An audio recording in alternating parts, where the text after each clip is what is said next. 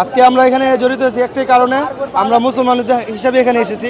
আমাদের গাজাবাসীকে যেভাবে পশ্চিমারা আমাদের গাজাবাসীকে শেষ করে দিচ্ছে, আমরা মুসলিম হিসাবে আমাদের একটা প্রাণে দাবি, সকল মুসলিম বিশ্ব গাজাবাসীর পক্ষে দাঁড়াতে হবে। এটাই আমরা বলতে চাই। আমরা এই দেশের সরকারের এতটুকু জানাতে চাই, সম্মানের সহ জানাতে চাই, আপনারা যদি কোনো সহযোগিতা করেন তাহলে করেন, নাহলে আমাদেরকে অন্তপক্ষে আমাদেরকে ওই দেশে পাঠানোর ব্যবস্থা করুন। আমরা জিহাদ করতে চাই। আমি মুসলিম হিসাবে আমি বলতে চাই যে আমি জিহাদ করতে চাই, আমি মুসলমানের পাশে দাঁড়াতে চাই। আজকে আপনি খেয়াল করে দেখতে পারেন, আমরা এখন ইমিডিয়েট জেনোসাইড চাচ্ছি, যে স্টপ হোক, এটাই আমাদের ইচ্ছা এখন।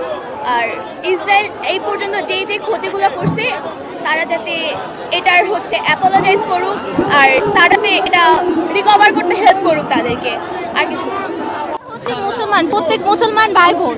তো ওই জায়গা থেকে আমরা বলবো যে আমাদের গাজাবাসীদের এই যে লক্ষ 18 মাসে যতজন 40 লক্ষ মানুষ মারা গেছে, আমরা তাদের পাশে থাকতে চাই। আমরা তাদের পাশে থেকে থাকতে পারি নাই, আমরা তাদের পাশে থেকে তাদের জন্য কোনো কিছু করতে পারি নাই। আমরা বাংলাদেশ থেকে জানাতে চাই আমরা তাদের পাশে আছি, আমরা তাদের পাশে থাকতে চাই।